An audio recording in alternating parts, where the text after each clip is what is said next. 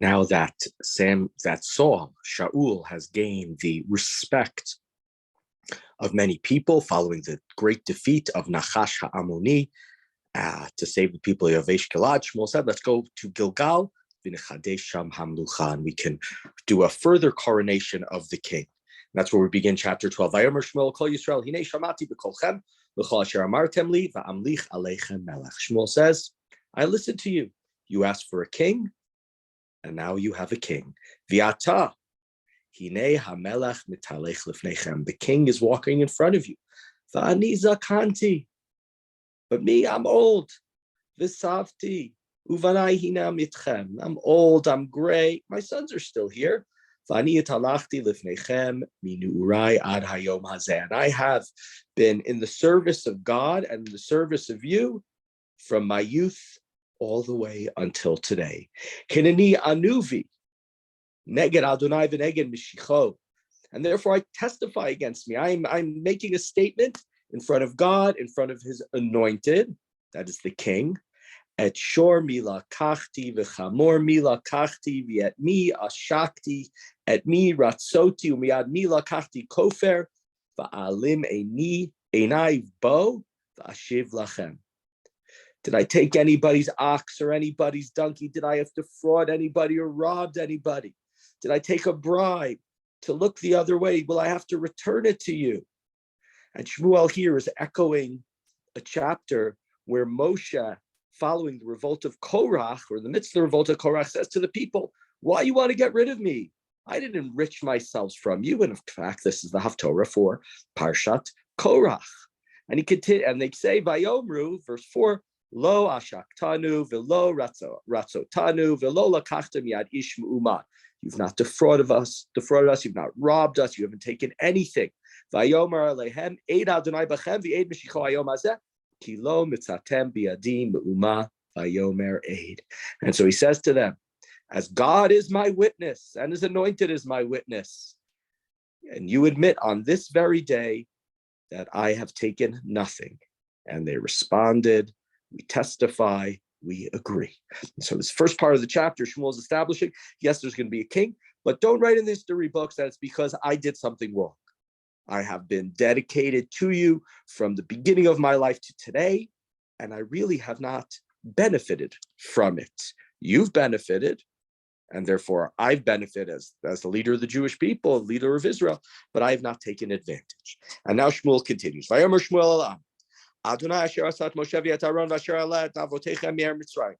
God who appointed Moses and Aaron and took your ancestors out of Egypt. V'ata hityatzvu v'ishavta etchem lifnei Adonai. Kot Adonai asher asa etchem v'et avotechem. Therefore stand before God while I sort of judge you.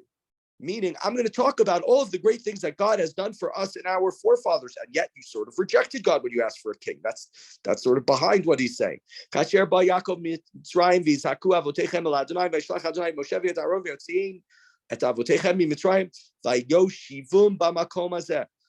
Jacob went down to Egypt, meaning the Jewish people, the family at that point wasn't yet a nation, and then eventually they were put into slavery and they cried out to God, and God sent Moshe and Aaron, and they brought our ancestors out of Egypt, and they settled in this place. But you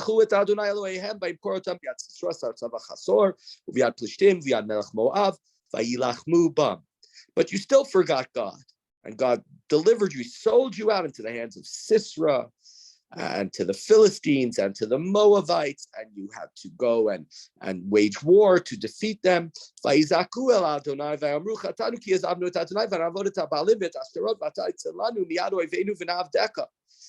then you cried out to God because you recognize the reason why you have these enemies who are defeating you is because you worshipped idols, and thus you said to God, we're sorry, we apologize, we left you, we weren't loyal to you, and we're going to leave these idols, and therefore save us, and we will worship you. Vayishlach Adonai et Yerubbaal, v'et Badan, v'et Yiftach, v'et Shmuel, v'yatzil etchem miyad oivechem misaviv, v'teshvu betach. And so God said to Yerubbaal, right? Yerubbaal is Gidon. Badan, who is Badan? So those who say that's a reference to Shimshon, who's from the tribe of Dan. We know Yiftach is it somebody added later, v'et Shmuel, is he talking to a person? And God saved you from all of the enemies, and now you're living here securely. Loki Melechim Mochalenu Vadonai Eloheinu Elohechem Malkechem. So here we see that Shmuel says, Nachash, the king of Ammon, came to attack you, and you said, no, we don't want to judge anymore.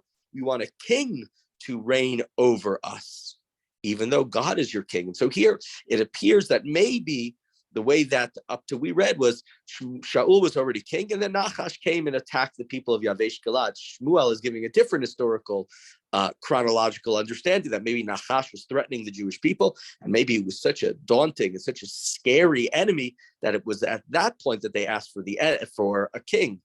And of course, Shaul was given to them. We're up to verse 13. And so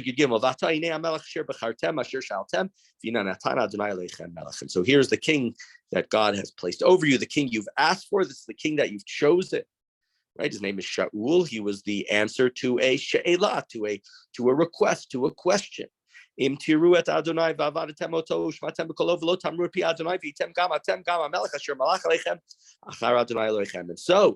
if you revere God, if you worship God, if you don't rebel against God, both you and your king in that way, then things are going to be okay.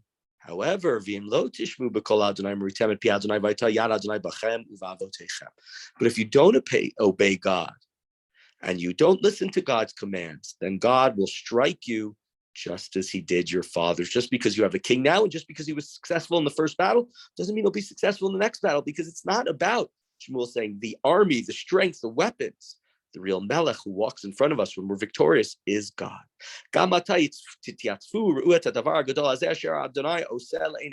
stand and see, there's going to be some great things, some marvel, some miracle that's God going to do. It's harvest season. I'm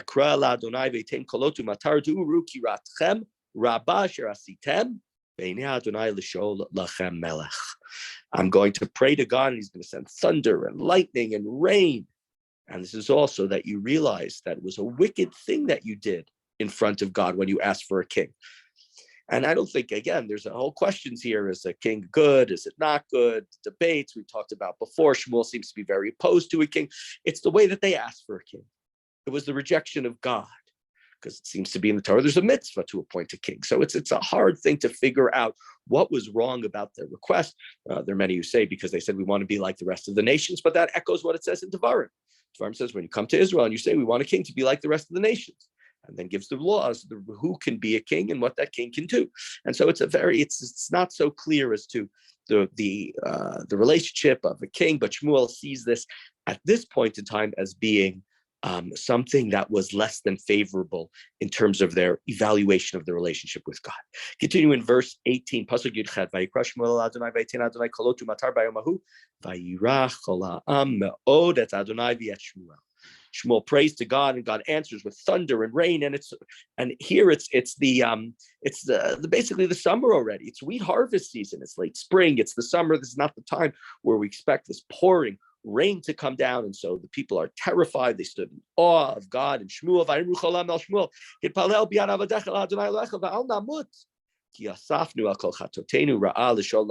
they say, intercede with God.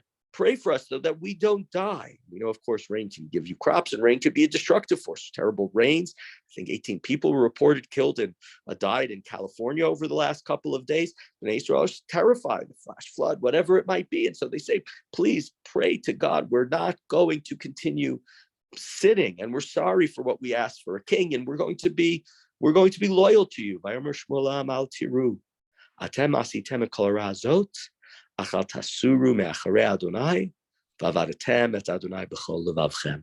Shmuel says, don't worry. Yes, you did wicked things, but don't turn away from God. Serve God with all of your heart. And here's another place, right? This is the language of Deuteronomy, of Dvarim, b'chol levavchem, right? Don't be scared, be close to God.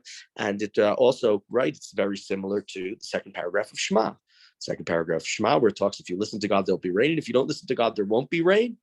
God's going to judge you, and it's going to be immediate. And so that's a lot of what Shmuel is saying here to the people with their request for a king. Which would make sense. The book of Dvarim, the fifth book of the Torah, Mishnah Torah as it's called, is in many ways, it's a review of the Torah with changes that are sort of made or updated for what's going to happen when the Jews go into the land of Israel. I think we spoke about that in the past, in the beginning of the book of Dvarim. So here, we're in the book of Dvarim, we have a king, we're in Israel, we have a king, and so Shmuel is going back to those ideas in order to try to keep Bnei Israel in line. Continuing verse 21. V'lo tasuru ki acharei hatohu asher lo yo'ilu v'lo yatzilu ki tohu hema. Don't turn away to things that are worthless, because you will not profit, you will not be saved from them. They are worthless, they are tohu, right? They're nothingness, it's the vacuum prior to creation. Ki lo yitosh Adonai et amo bevor shmo hagadol ki holil Adonai lasot etchem lo la'am. For God, He's not going to forsake you. He's not going to abandon you. He has taken you to make you His people. So stay with God, because God doesn't want to go and throw you under the bus. God doesn't want to leave you. God doesn't want to abandon you. That's not what God wants. So remain loyal. So God doesn't have a reason to harm you, to not afford you special protection. And I'm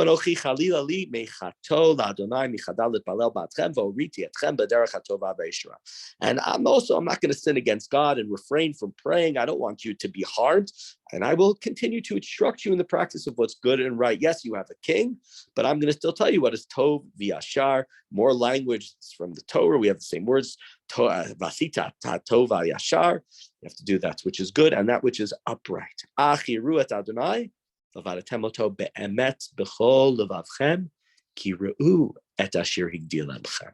Again, he says to them, just be careful. You really have to respect, revere God. You have to faithfully serve God with all of your heart, with everything, because you should understand how much God has given you, how He's made you Gadol. He took you, a small little people, out of Egypt, and look at everything that He's given you. He's V'imhara tareyu.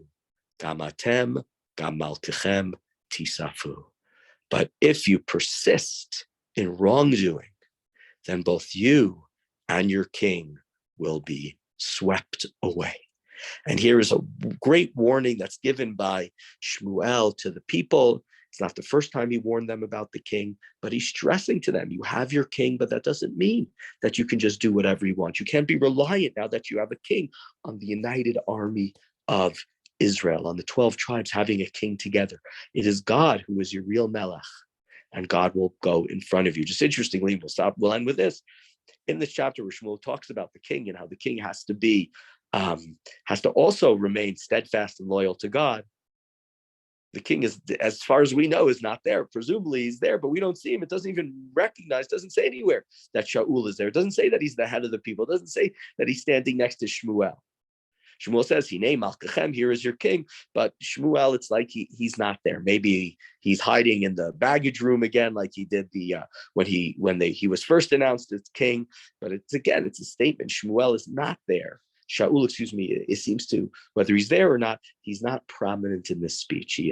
He's a person of humility. And at this point in time, he seems to want to defer to the great prophet, to Shmuel Hanavi.